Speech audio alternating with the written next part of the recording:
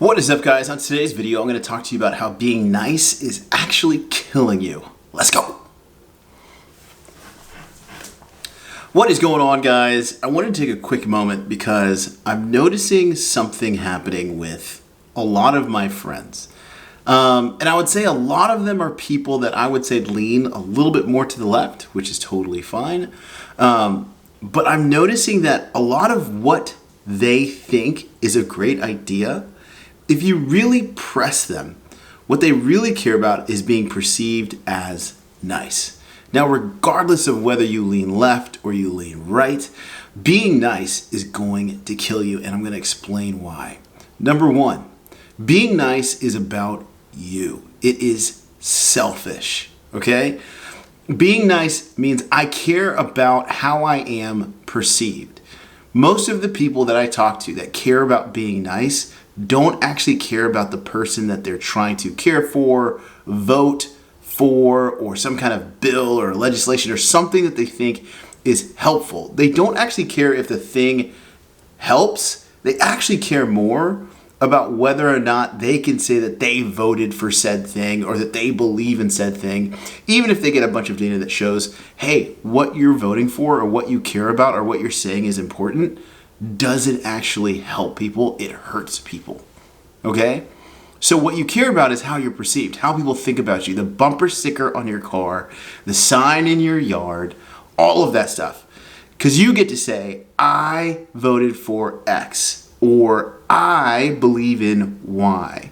Now, if you actually look into it and you realize the results are killing people, hurting people, poisoning people, making people more poor, it might not actually change what you do. Because at the end of the day, you want to feel good, and what feels good is being nice. Now, what I think most people care about, and this is the second thing, is they care about being kind. Now, some of you might say, well, what's the difference between nice and kind? Well, I shared in the beginning, nice is about you. Kind is about someone else. And if it comes back that what you're doing might actually offend people, might actually give you a bad reputation, it doesn't matter. You don't care because at the end of the day, you're going, I know this thing works. It reminds me a lot of people when I would tell them that I don't like crawfish. I'm from the South, lived in Louisiana for a long, long time. And I'd go to these crawfish, hangouts. And they would ask me if I want crawfish, and I'd say no, and they'd always tell me, well, that means you just haven't had good crawfish. If you've ever heard or spent time with someone that believes that communism is the way, they often say the same thing. When you ask them, hey, communism has created all of these evils and all of these bads and these wrongs, they would say, yeah, but that wasn't true communism. It's the same as people that talk, if you go to the South and you try crawfish and you don't like it, the people will tell you, oh, you just haven't had really good crawfish. You got to try crawfish from my uncle. He really knows how to do it. All right? They don't want to think, hey, maybe this person just doesn't like crawfish and I should just offer him like a slice of pizza. Okay? So, how do we become kind? Like, what does it mean to be kind? Have you ever had a kid? If you have a kid, you understand that discipline is important. And if you don't discipline your kid, whatever that looks like or that works or that helps them become the man or woman you're trying to form them into, you know that you're going to do things that they don't like, which might make them hate you, might make them not like you, might make them say you're a bad mom or dad. But at the end of the day, 10 years, 15 years from now, it's going to pay back in dividends because they have either a good moral compass, they're growing financially, emotionally, relationally. You're going, wow, this is awesome. And they might look back, or maybe you look back at your parents and go, yeah, what they did for me wasn't nice, but it was kind. They were considerate of my future, the future me. Many of you have gone to high schools, a lot of you, all of you have gone to high school, and there was a kid whose parents would throw the parties, and all the kids loved that parent, right? They were the popular parent, and it was like, Joey's mom and dad, they let him do whatever he wants. Well, how did Joey turn out, right? His parents cared about perception. And yeah, they'd say, well, I'd rather have the party here than know that my kid is on the road drinking and driving. They didn't want to fight their kid and say, You're just not going to drink and drive. You're not going to stay out past midnight. You're not going to hang out with said people. And if you hate my guts, that's fine, but I'm not going to go through that. Have the party over here. Now I'm the cool parent. Well, cool. Everyone thinks you're nice, but are you actually being kind to your kid? No. You're teaching them to develop drinking habits inside your own home. Not cool. That isn't kind, but it is nice. It makes you seem nice. Okay? So, how do we become kind? One of the first things that I noticed is I decided to go from being nice, which really is I don't care how you think of me. What you think of me doesn't really matter. What you think about me doesn't matter, because the majority of people that you think, the majority of people whose perception that you care about, they don't care about you. And I decided that, like, I don't want to care about what other people think about me. Is it easy? No, it's really hard. Am I perfect? Absolutely not. And you'll usually think about, like, there's 2 or 3 people that usually pop up in your head where you go, I wonder what they think about me. But I never want my actions to be controlled by perception. It's okay to be hated. And a lot of the consequences that you're going to go through have more to do with your perception.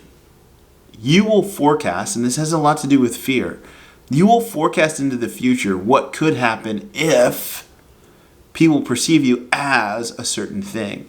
And so you'll decide to act within the rules, your perceived rules that keep you inside the tribe. But if you look around, those people that you're worried about, they don't care about you, and they never considered you to be actually a part of their tribe. So why care? Now, that's the first step, is going, I'm going to actually care more about what matters to me than I'm going to care about what other people think matters to me or what they think about me. Next, you need to actually think about what are the results of what I'm actually going to communicate, do. What is the result? Like, if it goes in the way that you want to go, are you pretty confident in the result? Politically, religiously, relationally, awesome. Do you know what happens if you go in said direction? If you say what you believe and what you honestly know is true, do you know the results of that? Or do you at least know your intentions? What will they produce? Stick to your convictions. Most of us sacrifice convictions for perceptions. That's the majority, at least I can speak of America, that's the majority of America. Like, most of the things that we look at and we vote for and we say, oh yeah, they don't matter. Now, some of you are going to disagree with me, but I remember so many people voting for Barack Obama because of the color of his skin, but more so because they wanted to be able to say that they voted for someone that was the first African American president. They didn't know what he actually stood for. They didn't know if it was left-leaning or right-leaning. They didn't know if it was higher taxes or lower taxes. They just wanted to be seen. And some of them, out of fear that when someone says, who did you vote for, that when they said it wasn't Barack Obama, that they would be perceived as a racist. That people would think, oh, you didn't vote for him because he was black. So they voted in one way to be a part of the future, right? And I saw the same thing happen with Black Lives Matter. I saw all these signs, and at the time I was living in Austin, all these signs out in the front yards of Black Lives Matter, and I was like, do they even know what these people actually believe? Like, do they know about how they literally want to dismantle fathers in the family? Do they know that the founders have spoken about how they actually call on the power of Satan that's not made up? Do they know these things? And if they knew these things, would they put the yard out? I think they would, because they cared more about their perception. They wanted that brand out on their front yard because that front yard brand said, this person isn't racist. They didn't care if that sign and that vote and that belief in this other system actually hurt black people more. That would require more work for them to actually look into. So I'm kind of creating this for my friends that I'm noticing care more about being liked, being seen a certain way, and staying in this tribe and having everything work together. And I'll say this last piece. Caring about perception kills you. Like, it wears on your emotions, it wears on your morals. You become anxiety ridden because you're just wondering, hey, is this going to help me? What are people going to think about this? What are they going to think about this? What if I dress this way? What if I think this way? What if my post is this way? All this stuff. And you become this anxious mess that's always worried about, am I saying or doing the right things? I'm noticing this in a lot of the women that are my age, in the 30s and 40s. A lot of their posts and their beliefs are more about staying in the tribe and not being seen as racist, homophobic, transphobic, all these phobias that are created by people to keep themselves in a state of in. Well, I don't want to be in anymore, and you shouldn't want to be in anymore. Let's be people that we believe in what we believe because we believe it to be true, and we've seen the results of it. Because the result is what matters. If I saw that communism produced prosperity for everyone, and if I looked through history and time after time, I would see that communism created prosperity, I would go towards communism. But it doesn't. It actually creates poverty. Right? And if I saw that capitalism, time after time, created way more death than communism, way more poverty than communism, I would be so against it. Because I would be able to look in the past and go, wow, capitalism has created more poverty than prosperity, has created more death than communism. Like, I would just look at it and go, as a whole, I can't stand with this. And we need to do the same thing with our religion, with what we believe, with the people we surround ourselves with. Like, look around. Are the people that you're around, are they all looking around going, oh yeah, look at me, I believe in this and I vote for this because I'm against this? Just because it's in?